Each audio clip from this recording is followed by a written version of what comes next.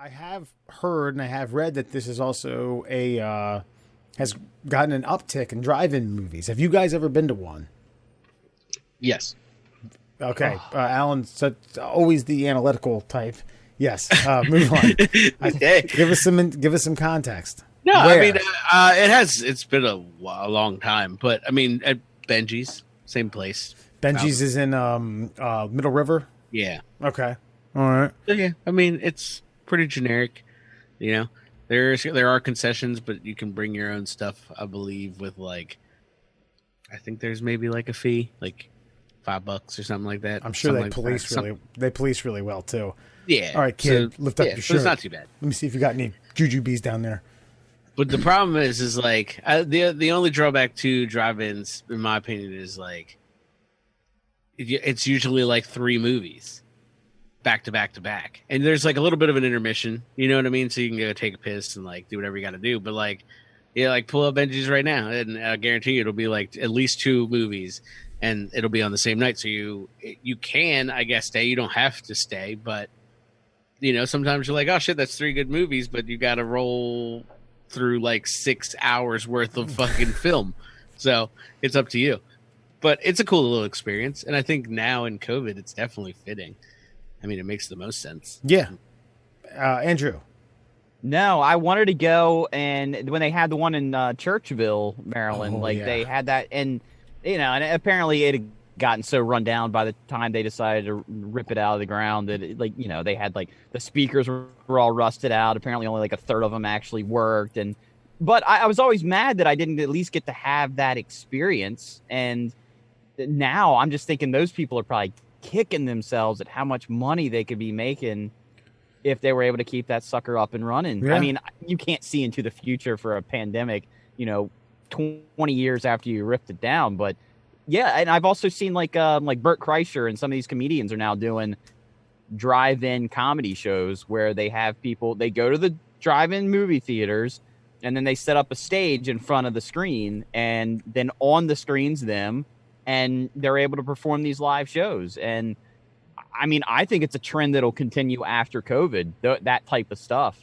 But yeah, I wish there was a drive-in movie theater around here. I could get out and do something, but there is Middle River. Did it take you about an hour? Yeah, it's not too bad. Yeah, you get there. You could get there, Andrew. Drive the wifey. Drive the little boy down. Go see a double kids feature.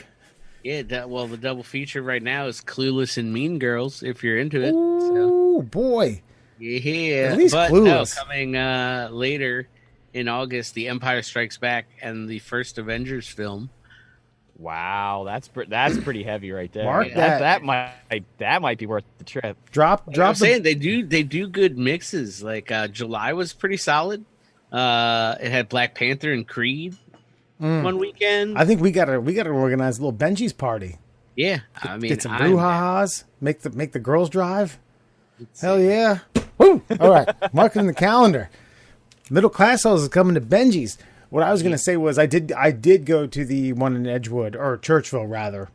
So Alan, since for those of you who don't know, Alan included, Churchville was quite the destination for us Cecil Countyers because it had a really good batting cage, putt golf, driving range, and a little ice cream shop next to it called the Arctic Circle. Mm-hmm. And man, that stuff was delicious. But what would you say, Andrew? A quarter mile, maybe down the road, was a drive-in movie theater. Yeah, something like that. It was all it was like your one-stop high school debauchery destination was that one little stretch of Churchville. Right, and I can remember the last time I went, I was 19. My cousin from South Dakota was in town. He was a year younger, and we took we took Ed's pickup truck. In there and basically set up lawn chairs like Dazed and Confused in the back and drank beer while we watched Blue Crush. Solid film. Whew. Yeah. Did you guys bring beach towels for your laps too for that bad boy? It's terrible. No, I think we lost interest and any time there was a bikini / surf scene, we're like, oh yeah, she's on. But other than that, no, we just kind of guzzled as many Coors Lights as we could as 19-year-olds because no one gave a damn.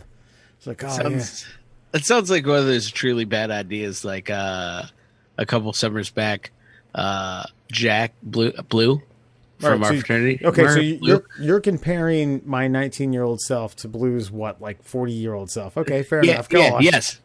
And here's the worst part about it. So he, I think, won tickets to the Chainsmokers or something at Merriweather, and he had to go because I think he had to go because he won tickets.